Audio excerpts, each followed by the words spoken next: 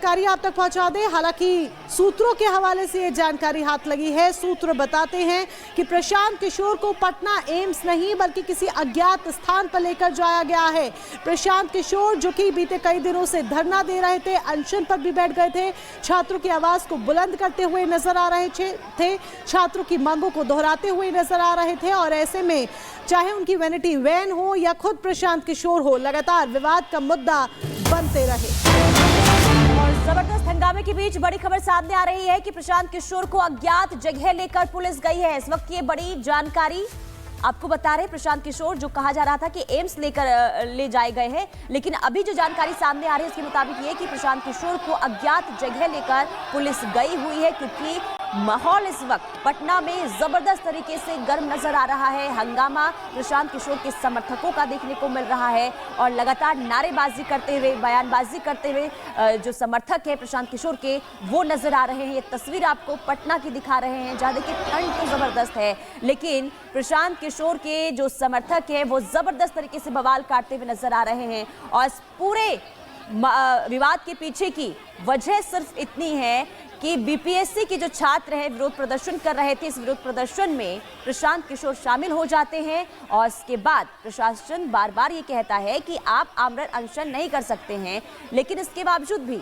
लगातार प्रशांत किशोर आमरण अनशन पर बैठे रहे। और इसके बाद जब पुलिस पहुंचती है, एक्शन के लिए हिरासत में लिया जाता है और समर्थक बवाल काटते हुए नजर आते हैं। बिल्कुल, बवाल की तस्वीरें लगातार हम आपको दिखा रहे हैं, आगे भी हम आपको अपडेट्स देते रहेंगे। लेकिन फिलहाल बात करते हैं महाकुंभ की, क्योंकि कुछ लोग ऐसे हैं जिन्हें सबसे बड़े आयोजन, सनातनियों के सबसे बड़े आयोजन महाकुंभ से भी दिक्कत है। यही एक बड़ी वजह है कि वो महाकुंभ में बार बार विघ्न डालने से बाज नहीं आ रहे हैं। वो शांतिपूर्ण माहौल में रंग में भंग डालने का काम कर रहे हैं और यही एक बड़ी वजह है कि पुनीता विवादित बयान देने से बाज नहीं आते। बिल्कुल, देखिए महाकुंभ को लेकर जब से तैयारियां शुरू हुई है, एक के बाद एक बयान सामने आ रहे हैं कट्टरपंथियों की तरफ से। ऐसा लग रहा है कि महाकुंभ में काली छाया पड़ गई है, क्योंकि कल जिस तरीके से मौलाना शहाबुद्दीन रिजवी ने बयान दिया था और ये कहा था कि जिस जगह पर महाकुंभ का आयोजन हो रहा है वो जगह वक्फ की है, और इसके बाद एक और बयान सामने आया है, इससे लेकर साफ तौर पर दिख रहा है कि कट्टरपंथी महाकुंभ को लेकर किस कदर बौखलाए हुए हैं। रिपोर्ट आपको दिखाते हैं।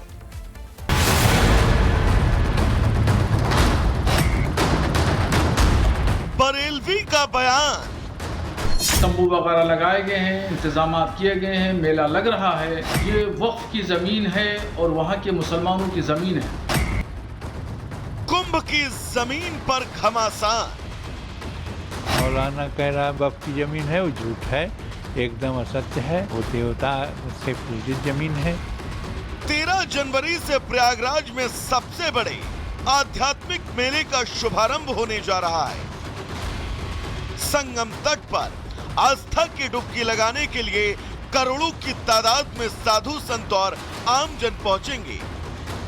इस बार का कुंभ साल 2019 के कुंभ से ज्यादा बड़ा, ज्यादा दिव्य और ज्यादा भव्य होने जा रहा है। अतिथि देवो भव की भावना से अभिभूत विदेशी मेहमान महाकुंभ की व्यवस्थाओं और सनातन संस्कृति के इस महोत्सव से गहराई से प्रभावित हैं, लेकिन महाकुंभ के आयोजन को लेकर देश को बदनाम करने की अब साजिश रची जा रही है।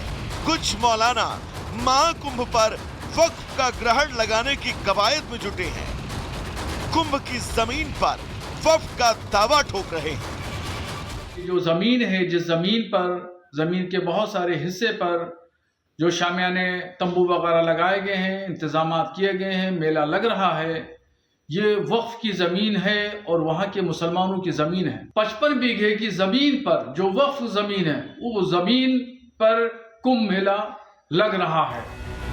मौलाना के इस दावे में कितना दम है, इसकी हकीकत तो सामने नहीं आई। ना ही मौलाना ने अपने इस दावे को लेकर कोई सबूत या कागजात पेश किए, लेकिन मौलाना के दावे को लेकर साधु संतों ने अब मोर्चा खोल दिया है। प्रयागराज का जो कुंभ है वो बहुत प्राचीन है, और जो कह रहे हैं कि उस समय इस्लाम का जन्म भी नहीं हुआ था, इतिहास उनको पता नहीं है, इसीलिए कह रहे हैं कि वक्फ बोर्ड की जमीन में है। ऐसा नहीं है। मौलाना शहाबुद्दीन ने जो कहा है कि यह वक्फ की जमीन पर महाकुंभ हो रहा है, मैं मौलाना शहाबुद्दीन को बता रहा हूं कि 24 घंटे के अंदर क्षमा मांग ले तो अच्छा रहेगा। बिना अर्थ का इस प्रकार से बिना कोई सबूत का आप बेवजह आरोप लगा रहे हो तो इनको तत्काल गिरफ्तार किया जाना चाहिए। साधु संतों के अलावा मौलाना अब राजनेताओं के निशाने पर हैं। कांग्रेस सांसद तारिक अनवर ने कहा कि अगर आपके पास कागज हैं, सबूत है, तो आपको न्यायालय जाना चाहिए। पब्लिक के बीच बयान देकर कोई फायदा नहीं। जिसको भी लगता है कि कहीं अगर वो वक्फ की ज़मीन है या मंदिर की ज़मीन है, मेरा कहना है कि हमारे देश में न्यायालय है और न्यायालय में जाना चाहिए, बजाय इसके कि आप पब्लिक स्टेटमेंट दीजिए, उसकी कोई आवश्यकता नहीं है। वही मौलाना के दावे को लेकर अब तमाम सवाल उठ रहे हैं। अगर ये संपत्तियां वक्फ की हैं, तो फिर महाकुंभ को लेकर वक्फ बोर्ड ने अपना दावा या एतराज क्यों नहीं जाहिर किया?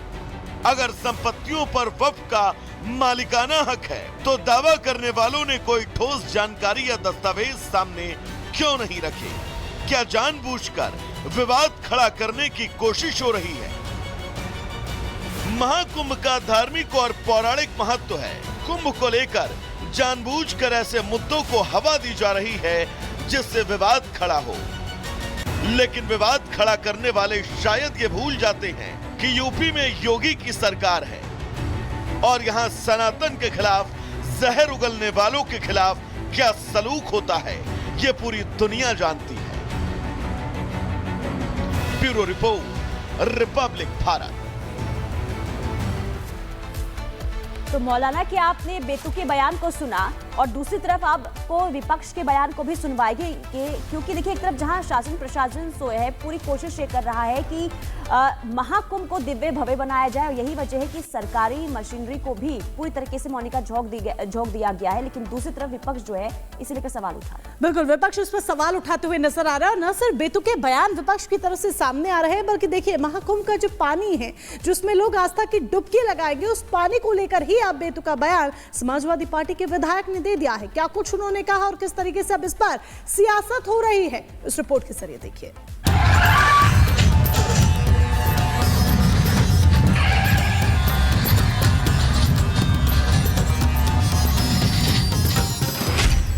दिव्य भव्य अलौकिक महाकुंभ की तैयारी समाजवादी पार्टी कर रही, विघ्न डालने की तैयारी। पहले ट्वीट पर घमासान, अब सपा का एक और बयान। महाकुंभ दिव्य आकार ले रहा है।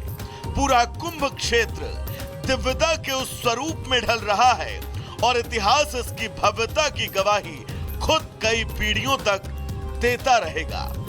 साधु संतों की पेशवाई शुरू हो चुकी है। सभी साधु संत अपने अनुष्ठान की तैयारियों में जुटे हैं। शासन प्रशासन जमीन पर डिगा हुआ है। सुरक्षा के मद्देनजर हर दिशा को एक अभेद किले की शक्ल दी जा रही है। लेकिन कुछ लोग हैं, लोग क्या, एक पूरा धड़ा ही ऐसा है जिसे शायद ये रास नहीं आ रहा। पहले समाजवादी पार्टी की इन तमाम पोस्ट पर नजर डालिए, जिसका सिलसिला कुंभ की तैयारियों के बीच से